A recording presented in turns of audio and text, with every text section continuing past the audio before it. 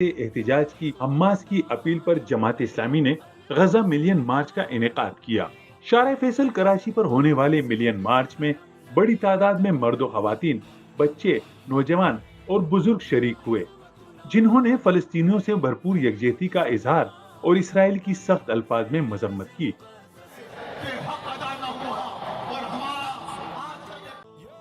Million March سے امیر جماعت اسلامی پاکستان سراج الحق اور امیر جماعت اسلامی کراچی حافظ نعیم الرحمان سمیت مختلف رہنماؤں نے خطاب کیا۔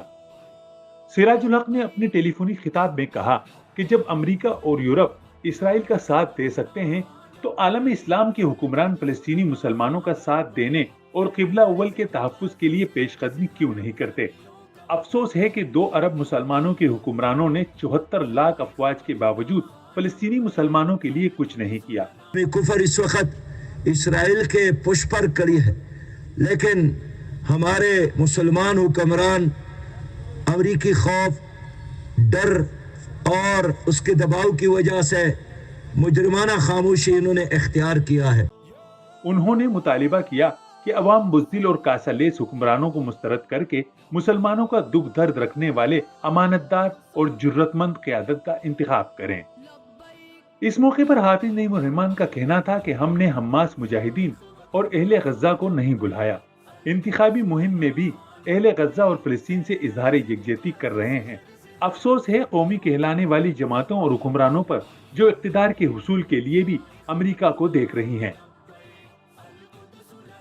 انسانیت کے نام پر بین الاقوامی عدالت میں انہوں نے اسرائیل کے خلاف مقدمہ کیا ہے۔ 84 صفوں کی دستاویزات ہیں۔ اسرائیل جھکنا نہیں پا رہا، امریکہ پریشان ہے اور ان سے جواب بن نہیں پا رہا۔ ان کا مزید کہنا تھا کہ عوام بھی حکمرانوں کو پیغام دیں کہ اگر ووٹ لینا ہے تو حماس مجاہدین، اہل غزہ کی حمایت اور اسرائیل و امریکہ کی مذمت کریں۔ مقررین نے مارچ سے خطاب کرتے ہوئے اسرائیلی مصنوعات کے بائیکاٹ کا بھی مطالبہ کیا اور ایکسپو سینٹر میں منعقدہ پاکستانی برانڈ کی نمائش کو کامیاب بنانے کی دعوت دیتے ہوئے اعلان کیا کہ نمائش سے ہونے والا فائدہ اہل غزہ کے مسلمانوں کی امداد پر خرچ کیا جائے گا۔ جماعت اسلامی کے غزہ مارچ میں مختلف شعبہ زندگی سے وابستہ مرد و خواتین کی کثیر تعداد شریک تھی، جنہوں نے ہاتھوں میں فلسطینی پرچم اور بینرز اٹھا رکھے تھے، جن پر اسرائیلی مظالم کے خلاف اور فلسطینیوں کے حق میں نعرے درج تھے۔